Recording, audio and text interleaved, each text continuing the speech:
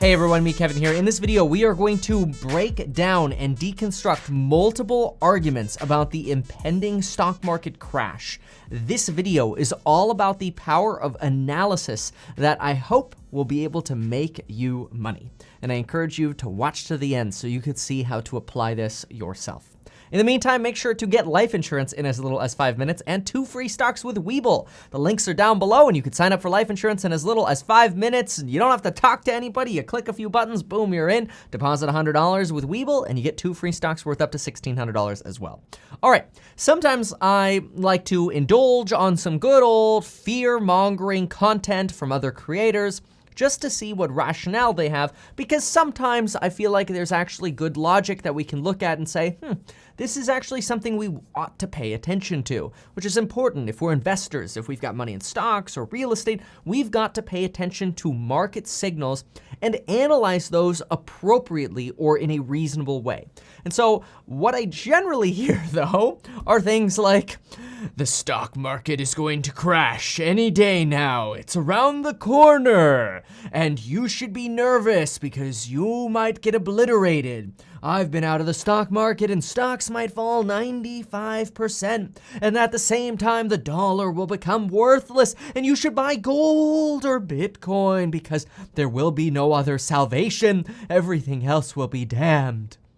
Okay, so yesterday, I came upon another one of these, and they had some, rationale. I thought, okay, all right, let's look at some of these things.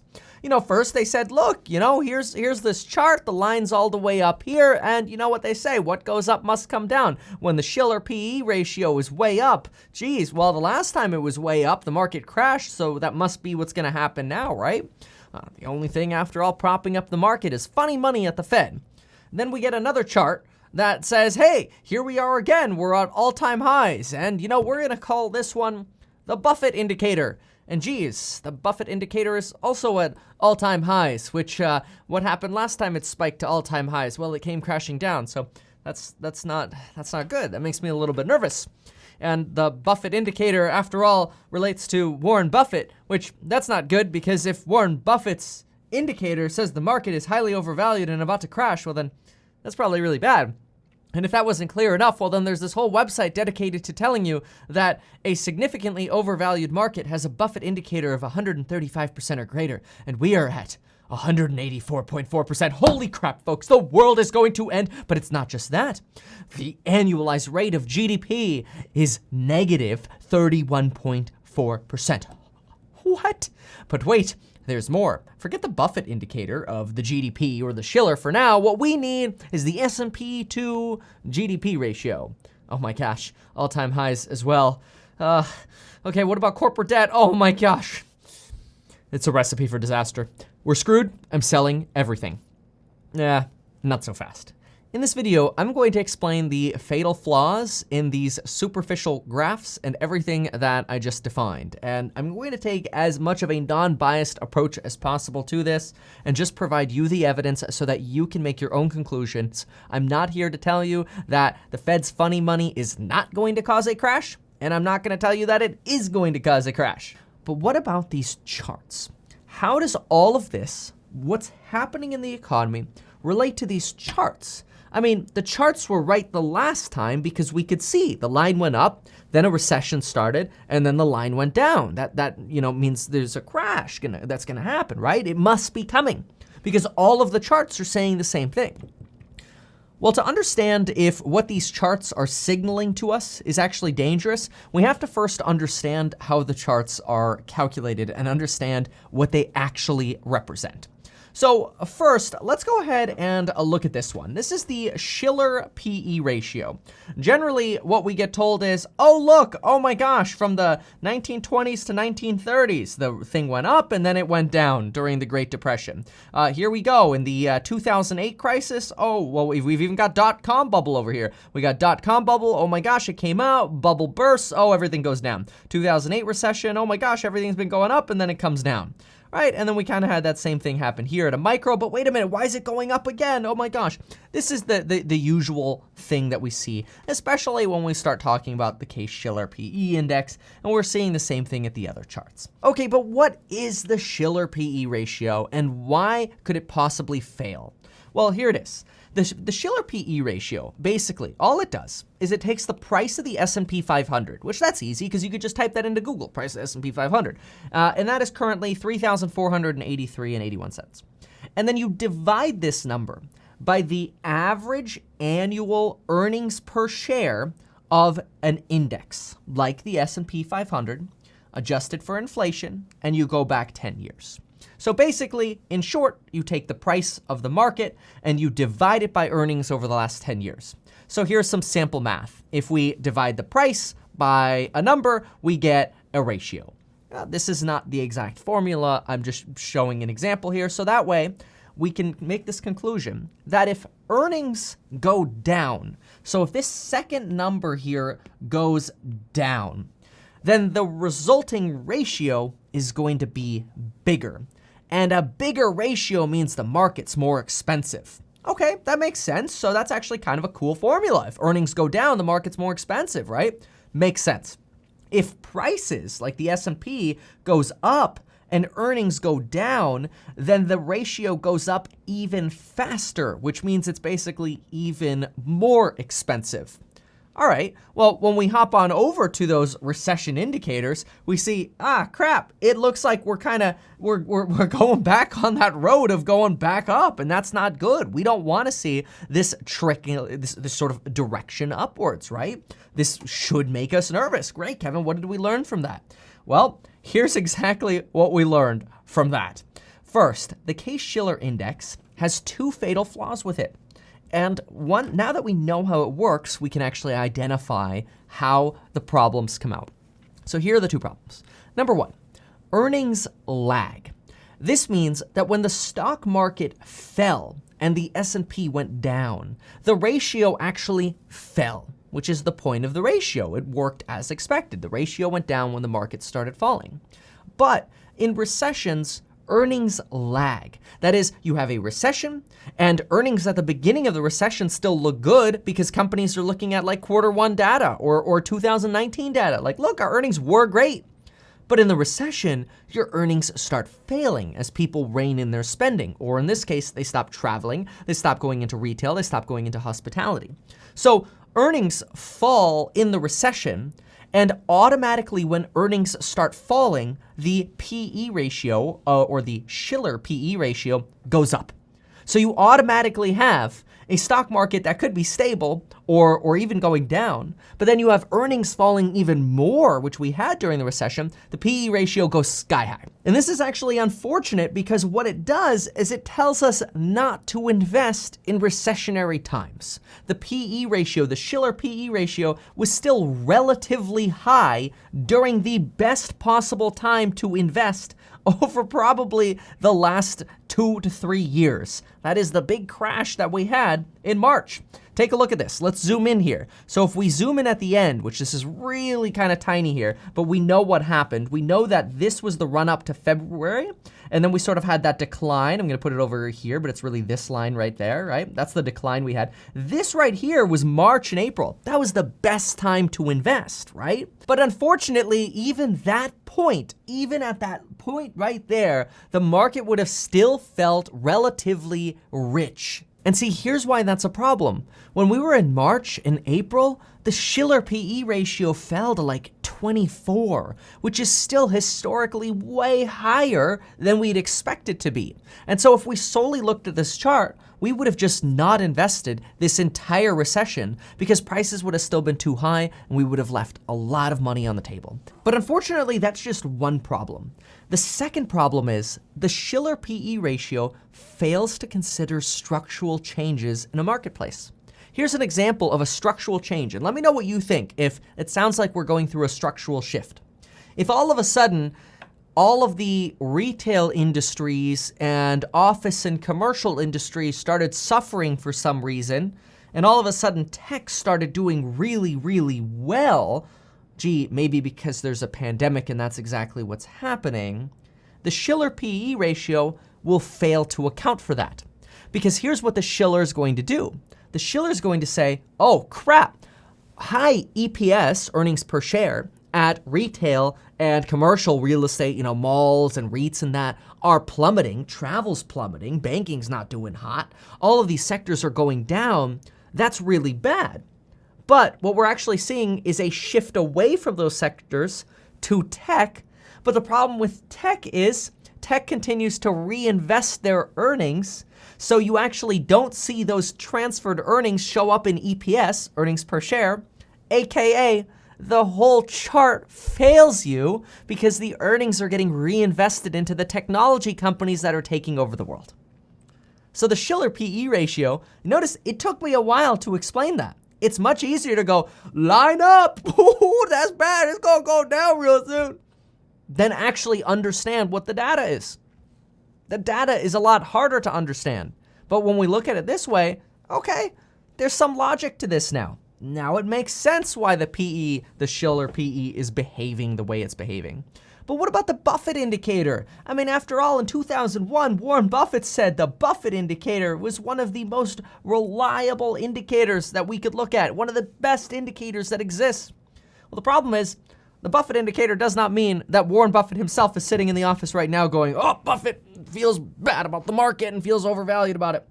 No, instead, let's see how the Buffett indicator is actually calculated, so that way we can understand why this one might be broken.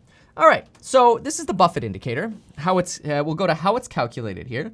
Basically, what you do is you take the total market cap, so the value of all companies, and you divide that by the gross domestic product of the United States.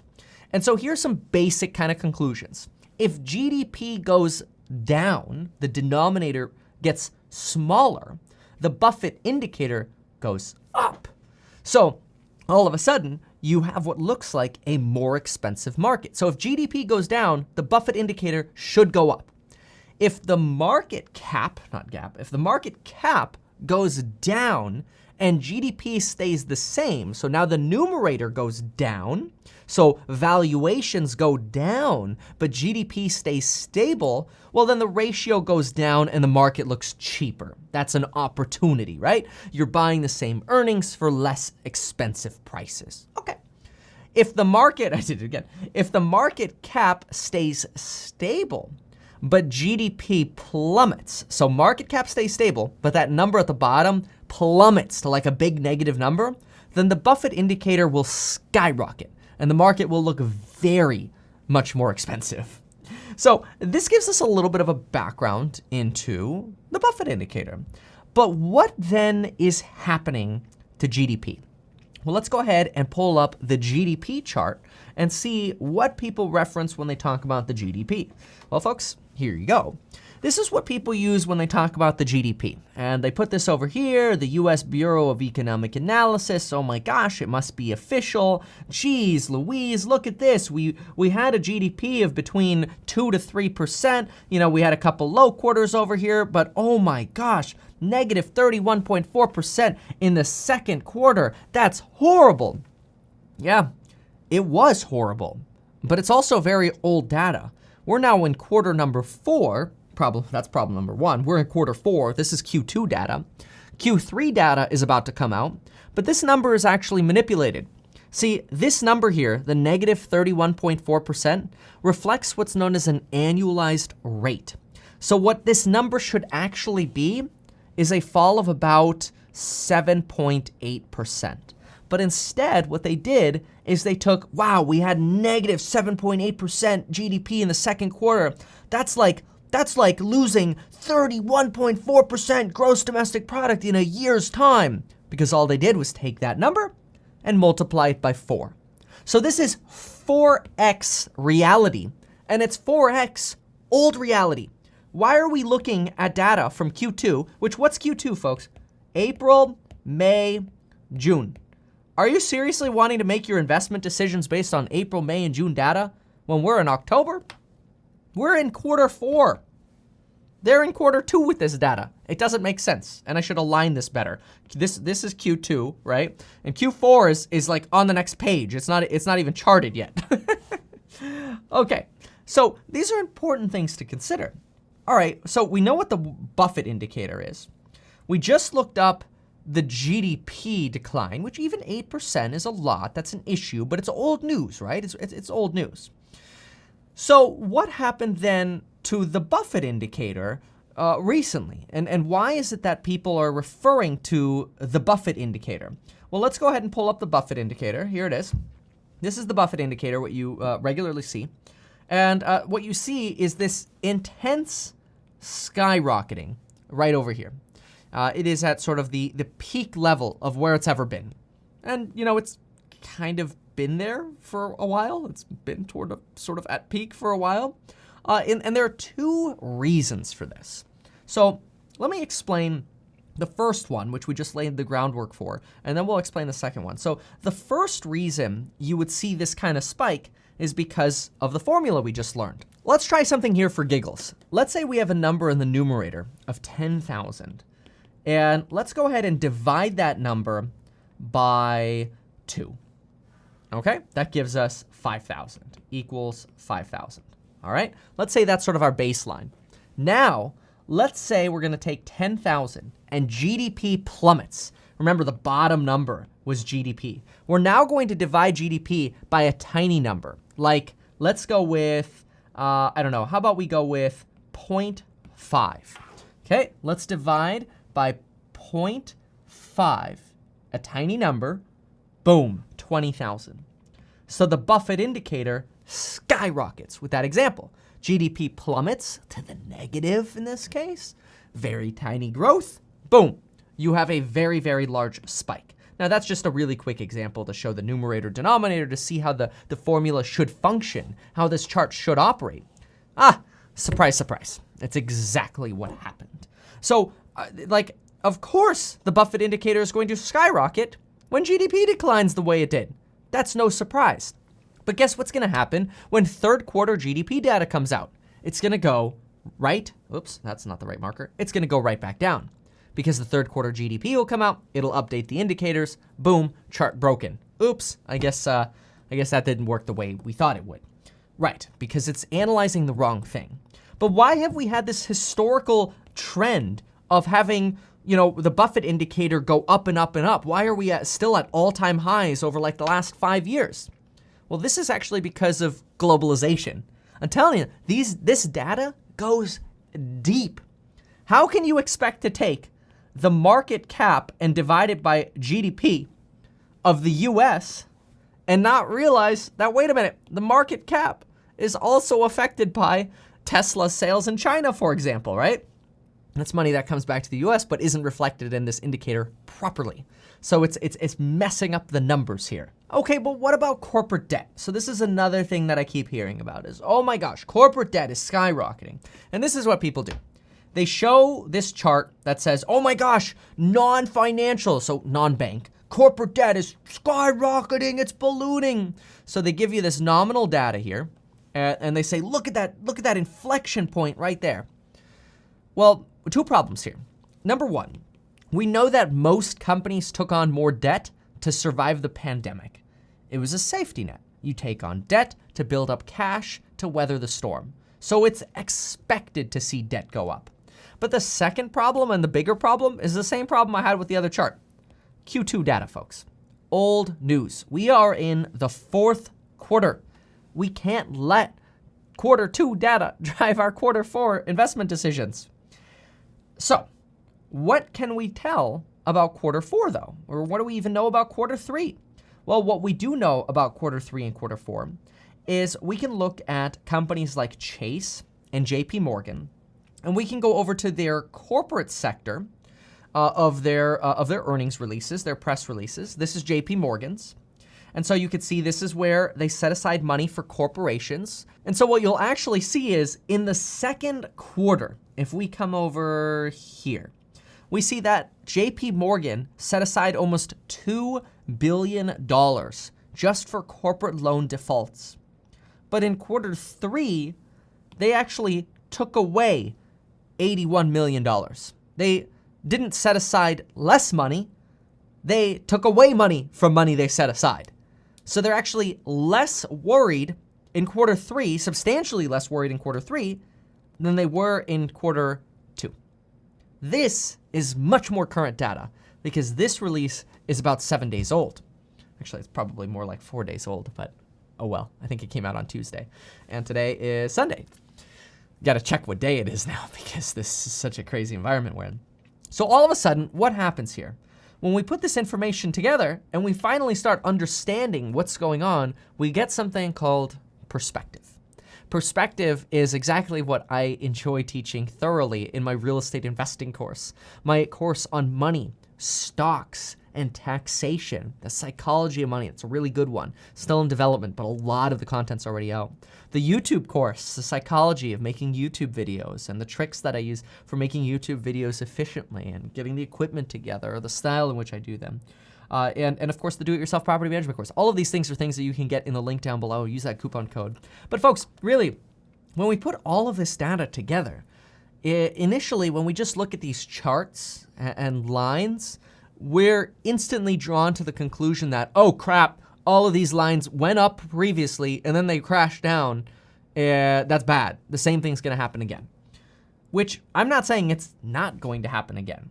But what I am doing is I'm zooming into the data to make money decisions. And when I zoom into the data, I'm like, well, the information you presented me doesn't scare me. In fact, the information that I was presented with, we just rationalized. It makes sense. It's not a problem. Those aren't issues. Now, if you come to me with data and say, hey, Kevin, the 3 million people who are taking mortgage forbearance loans, 2.9 million of them actually need it. Otherwise, they will go bankrupt and they will get evicted, or they'll have to, they'll file, they'll go through foreclosure because they're owners. That would be more concerning to me. Those would be actual statistics. But instead, what do we keep hearing? Oh my gosh, 3 million people are taking mortgage, and are delinquent on their loans. Yeah, but how many of those are doing that optionally because it's another form of stimulus through the mortgage forbearance plans? Unfortunately, the desire to go deep on data is not great on YouTube. Although what I will promise to do is continue to do my best to provide perspective when I can. So if you're ever curious, Kevin, what do you think about this? What do you think about this?